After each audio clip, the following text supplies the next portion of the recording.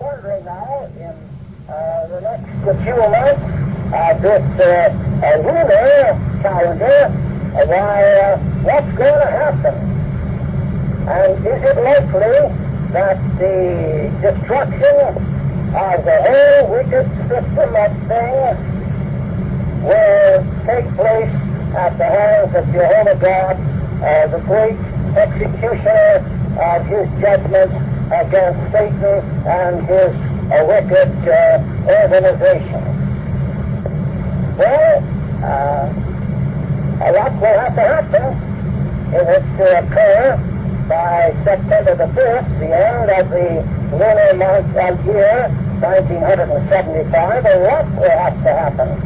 And when you consider how much has to happen and how, if it depended upon the normal outworking of things, it seems very improbable, very unlikely that all that has to take place in fulfillment of prophecy will be accomplished by September the 5th at sundown. Not to say that God cannot bring it about by then. He's almighty, and he has his time, and he acts on time. He's a precise timekeeper, and if it's his will to have everything accomplished by September the 5th sundown of this year, why, it certainly can come to pass. But then when we see how things are moving along just gradually, and there's much to be accomplished according to the prophecies, why, we begin to wonder, well, now, will all these things happen in so short a period of time that is left? We know that God is a creator. He is also a destroyer. That's what James tells us. There's one who is able to save and destroy. That is Jehovah. And we know that he created the conditions on this earth for man's habitation during a succession of created days, 6 in number, each day being 7,000 years long, and the 6 totaling up to 42,000 years, from when God began the preparatory work until he finished his human creation. And then God's 7th creative day began. Not that he was creating on that day, but it was a creative day in this great creative week. It was really a rest day for God, a day in which he desisted from his earthly work, and he entered into a great Sabbath keeping, a rest for him as far as further earthly creation was concerned.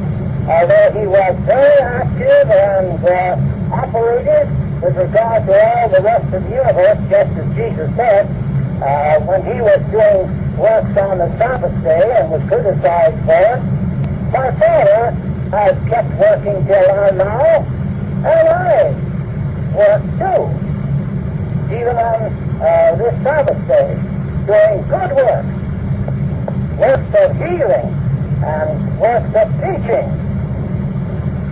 And here we are living in this 7th creative day of Jehovah God.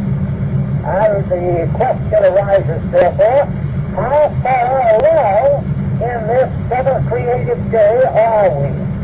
Now we know that this 7th creative day being 7 millenniums in length, it can therefore be divided up into 7 periods of 1,000 years each. And since God purposes to bring the full realization of his original purpose regarding the earth, to have it fully inhabited by a perfect human race, accomplished by the end of the 7th creative day, why then it's very reasonable and scriptural too to expect that the final seventh 1,000-year day of God's Sabbath day would be the period in which Jesus Christ would reign. And he would, as he said, be the Lord of the Sabbath day. And he would usher men out of this work week of toil and moil and suffering and sorrow and hardship and death in which mankind has found itself for the past millennium, and he would usher them into a period of rest, of cessation from such undesirable hardships. And he would also usher them into the great rest of Jehovah God himself. As the Apostle Paul says in Hebrews chapter 4, that we who have resisted from our works of self-justification, we have entered into God's rest by faith in the arrangement, in the provision that he has made. So the question arises, will September the 5th at sundown mark the beginning of God's seventh day of this final creative day of his, and therefore will it mark the beginning of the 1,000-year reign of Jesus Christ, in which he will be Lord of the Sabbath. So now, that being the case, then we have to find out when the great seventh creative day of God began.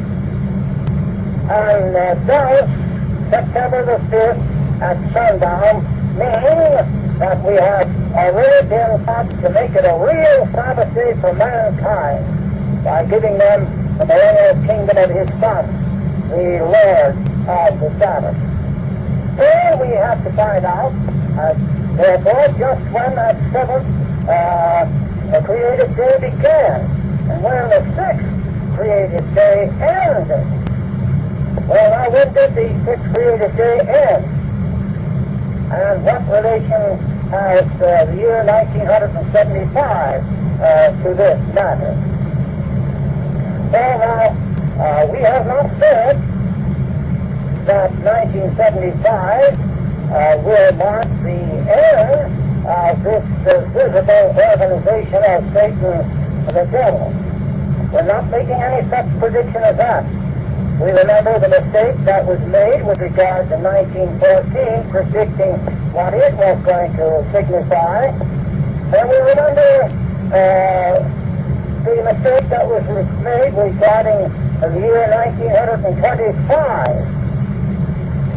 Thereby a calculation based upon the old chronology that was used up till then, it was figured that the grand jubilee of Jubilee would begin. And that year would be marked by the return of the ancient worthies, as we call them, the men of faith of pre-Christian time.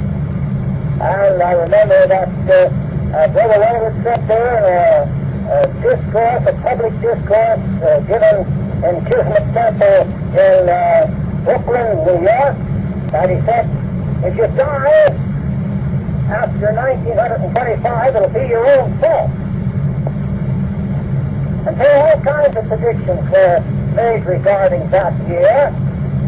And, well, I recall at a table discussion after the year had passed and the matter came up for